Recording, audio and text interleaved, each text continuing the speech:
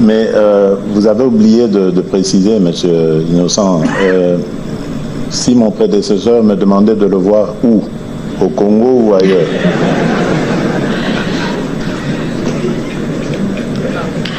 Bon, d'abord, s'il sollicitait, vous rencontrez peut-être les lieux, c'est vous qui allez les déterminer. Mais où? Est-ce qu'il est prêt à venir à Kinshasa? Mais votre Excellence peut l'autoriser pour qu'il ne soit pas inquiet. Prêt à venir. Non, mais écoutez, trêve de plaisanterie, on va dire les choses telles qu'elles sont. Je suis le premier à regretter cette situation, qui pour moi est un vrai gâchis.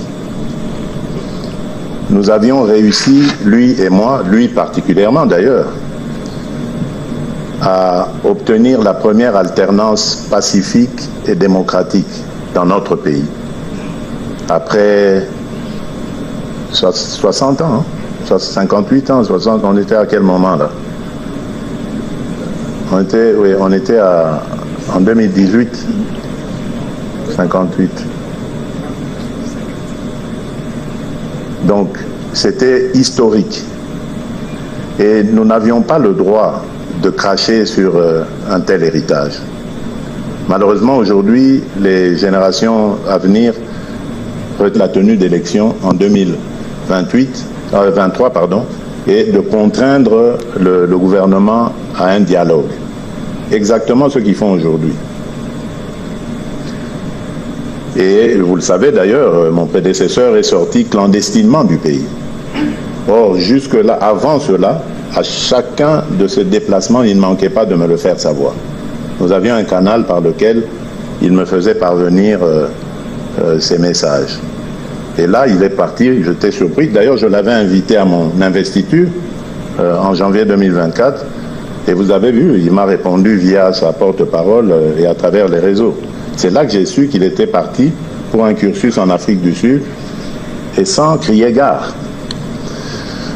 Donc, vous comprenez que moi, je suis le premier déçu parce que je comptais évidemment sur cette alternance pour la brandir comme un exemple de démocratie, de stabilité, d'alternance, de pacifique, de tolérance, en fait, tout ce qu'il y a dans la démocratie, afin évidemment de consolider la nation, les communautés. Mais il a choisi de prendre un autre chemin et cela ne pouvait pas rester sans conséquence. La justice s'en est saisie. Là encore, j'avais entendu un tollé, surtout au moment de lui dessaisir de son immunité. Mais aujourd'hui, curieusement, puisque l'Amérique a pris des sanctions, ça y est, tout le monde a l'impression comme ça, donne l'impression de se réveiller d'un profond sommeil en disant « Ah, mais c'était vrai, donc cette histoire, le président avait raison. » Mais je ne suis pas un menteur, je ne peux pas jeter l'opprobre gratuitement comme ça sur quelqu'un qui en fait a même fait du bien à la République en acceptant de s'effacer et de laisser l'alternance se réaliser. Pourquoi le ferais-je? Au nom de quel principe? C'est quelqu'un qu'il fallait au contraire protéger et prendre soin de lui, le mettre en exergue, parce que d'autres nations, d'autres pays pourraient avoir besoin d'une telle expérience, d'une telle sagesse, et voir comment est-ce qu'il pourrait aussi aider ailleurs.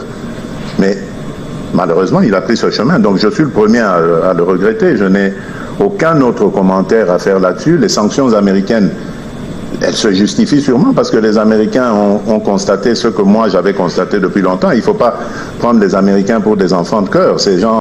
J'ai l'impression que le président se concentre davantage sur les deals en lieu et place de peaufiner des stratégies avec notre armée pour mettre fin à la guerre. Alors ma question, Monsieur le Président. Oh. Goma et Bukavu seront libérés quand? Je m'adresse au Président de la République. Deuxième question. Ah, non, une seule, s'il vous plaît, vous n'êtes pas seul ici. Par respect à vos autres confrères, s'il vous plaît, on prend la seule question. On a écouté vos avis et commentaires, c'est bon. Merci, Merci beaucoup, Monsieur le Président.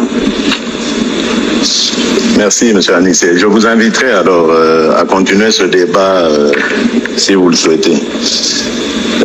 Voilà. Vous nous faites ce reproche d'avoir été trop diplomate. Je peux vous le comprendre. Mais vous devez savoir que un civil comme moi qui n'a, mais vraiment alors là, aucune notion militaire et qui n'en a jamais d'ailleurs eu de sa vie, le premier réflexe lorsque une telle situation arrive, c'est bien sûr celui de la diplomatie. Mais je dois vous avouer aussi que c'est après avoir fait une analyse sincère. Vous vous rappelez qu'en 2023, c'était au moment de la campagne électorale, je crois que c'était le dernier jour de la campagne électorale, j'avais parlé d'escarmouches. Et aujourd'hui, je voudrais vraiment profiter de cette occasion pour m'excuser devant le peuple congolais, pas parce que je n'avais pas envie, que je me suis dégonflé, comme on dit, mais simplement parce que j'avais reçu de fausses informations concernant notre armée. Et si aujourd'hui, d'ailleurs, vous voyez toutes ces sanctions, ces interpellations qui sont prises, c'est l'une des conséquences. C'est-à-dire qu'il y avait une réalité qui nous avait été cachée dans cette armée.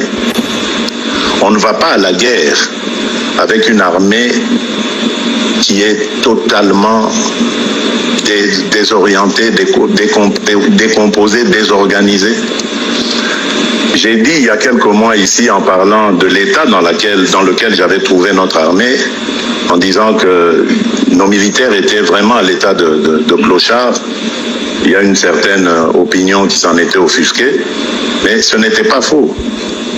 Lorsque vous avez des militaires qui sont appelés au front, mais qui sont dans l'incapacité d'y aller sans leur famille de civils, femmes et enfants, parfois mineurs, incapables d'y aller en les laissant seuls derrière parce que dès qu'ils se déplacent, ils n'ont plus de place dans le camp où ils habitent. Lorsque vous avez une armée où les militaires n'ont même pas de tenue, n'ont même pas d'armes ou de munitions pour aller au front, comment vous appelez ça? Et est-ce que vous pouvez imaginer ou projeter de faire une guerre en ayant une telle situation? Je ne crois pas. Il faut donc se rendre à la réalité et essayer de jouer sur toutes les possibilités, les manettes que nous avons. Et nous avons, moi je peux le dire aujourd'hui, fait vraiment des exploits parce que pendant qu'il y avait cette guerre, nous avons mobilisé les ressources nécessaires afin de pouvoir monter cette armée en puissance. Aujourd'hui, je peux le dire, oui, l'armée est montée en puissance, mais il reste encore certes beaucoup de choses à faire, mais nous avons réussi aujourd'hui à remporter des batailles.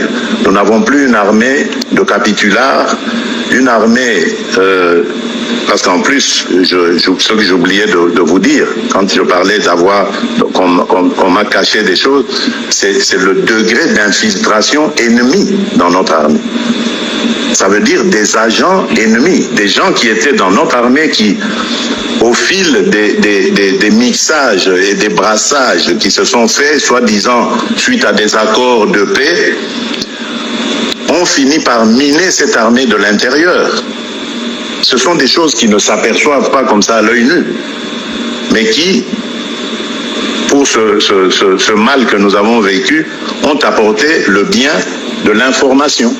Aujourd'hui, nous savons que notre armée avait été infiltrée, notre armée avait été minée de l'intérieur et détruite de l'intérieur.